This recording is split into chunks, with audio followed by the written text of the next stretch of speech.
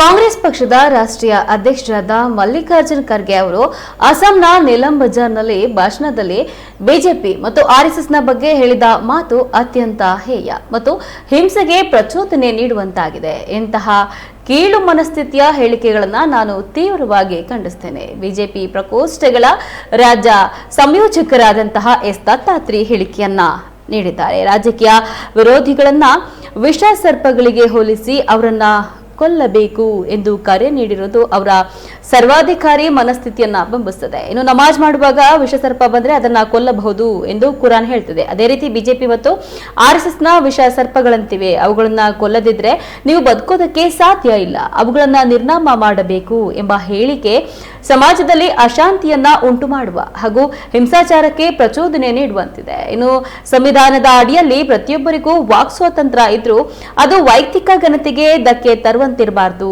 ಭಿನ್ನಾಭಿಪ್ರಾಯಗಳು ಮತ್ತು ಆರೋಗ್ಯಕರ ಹಿಂಸೆಗೆ ಚರ್ಚೆಗಳ ಪ್ರಚೋದನೆ ನೀಡುವಂತಿರಬಾರದು. ಇನ್ನು ಸೈದ್ಧಾಂತಿಕ ಮೂಲಕ ಪರಿಹಾರ ಆಗಬೇಕೇ ಹೊರತು ದ್ವೇಷದ ಮೂಲಕ ಅಲ್ಲ ಅನ್ನೋದನ್ನ ಖರ್ಗೆ ಅವರು ಮರೆತಂತಿದೆ. ಜವಾಬ್ದಾರಿಯುತ ಸ್ಥಾನದಲ್ಲಿರುವ ಒಬ್ಬ ನಾಯಕರು ಕೋಟ್ಯಾಂತರ ಬಿಜೆಪಿ ಮತ್ತು ಆರ್ಎಸ್ಎಸ್ ಕಾರ್ಯಕರ್ತರನ್ನ ಕೊಲ್ಲುವಂತೆ ಸಾರ್ವಜನಿಕವಾಗಿ ಪ್ರಚೋದನೆ ನೀಡಿರುವುದು ಕಾನೂನು ಬಾಹಿರ ಮತ್ತು ನೇರವಾದ ಪ್ರಾಣ ಬೆದರಿಕೆ ಆಗಿದೆ.